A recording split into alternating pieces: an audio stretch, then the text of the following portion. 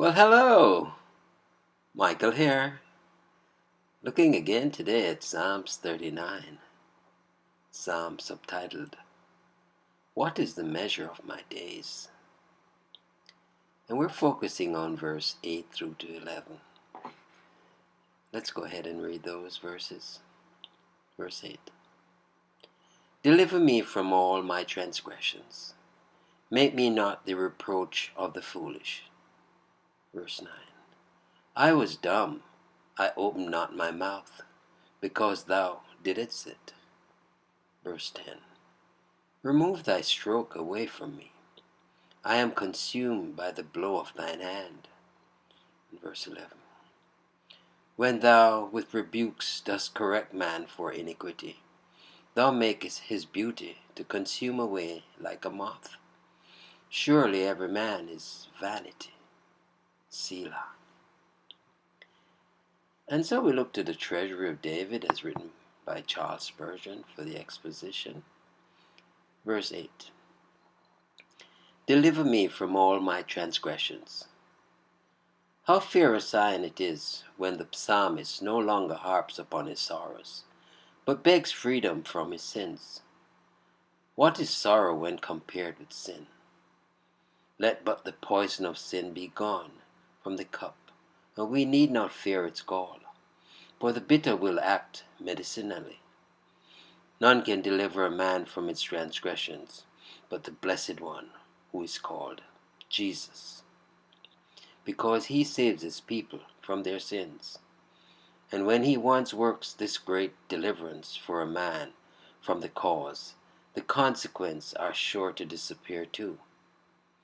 The thorough cleansing desired is well worthy of note. To be saved from some transgressions would be of small benefit. Total and perfect deliverance is needed. Make me not the reproach of the foolish. The wicked are the foolish here, meant such as always on the watch for the faults of saints, and as such make them the theme of ridicule.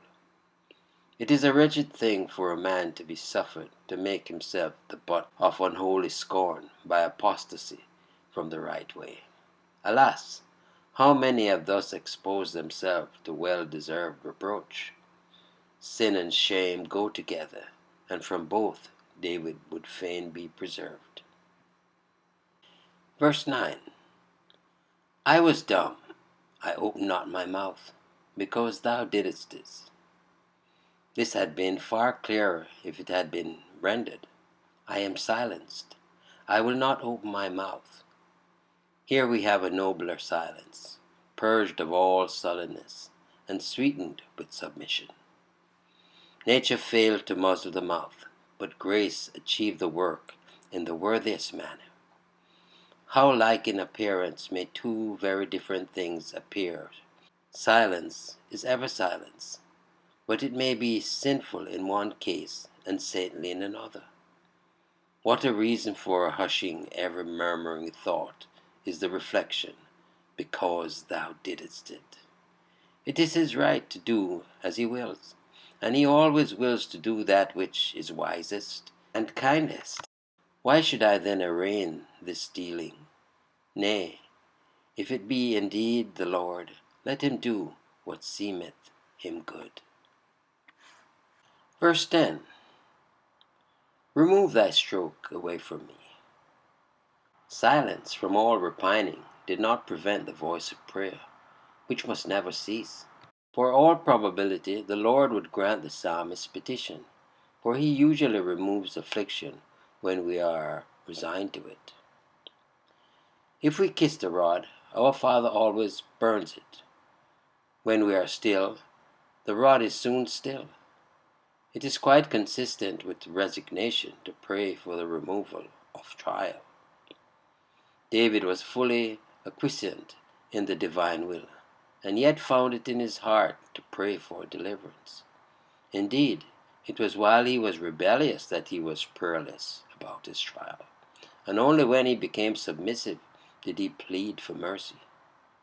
I am consumed by the blow of thine hand. Good pleas may be found in our weakness and distress. It is well to show our Father the bruises which his scourge has made. For peradventure his fatherly pity will bind his hands, and move him to comfort us in his bosom. It is not to consume us, but to consume our sins, that the Lord aims at in his chastisement. Verse 11. When thou with rebukes dost correct man for iniquity, God does not trifle with his rod. He uses it because of sin, and with a view to whip us from it. Hence he means his strokes to be felt, and felt they are. Thou makest his beauty to consume away like a moth. As the moth frets the substance of the fabric, mars all its beauty, and leave it worn out and worthless, so do the chastisement of God discover to us our folly, weakness, and nothingness, and make us feel ourselves to be as worn out vestures, worthless and useless. Beauty must be a poor thing when a moth can consume it, and rebuke can mar it. All our desires and delights are wretched, moth-eaten things when the Lord visits us in his anger. Surely every man is vanity. He is, as Trap-Puttilis says, a curious picture of nothing. He is unsubstantial, has his own breath, a vapor which appeareth for a little while, and then vanisheth away. Selah. Well may this truth bring us to a pause, like the dead body of Amasa, which, lying in the way, stopped the host of Job. Yes, indeed. More exposition,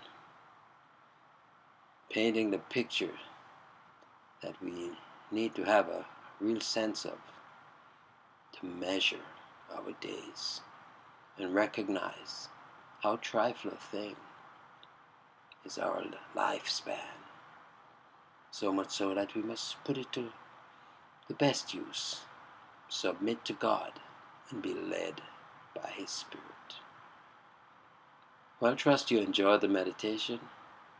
Michael here declaring yet again, Jesus is Lord. Until next time, be blessed.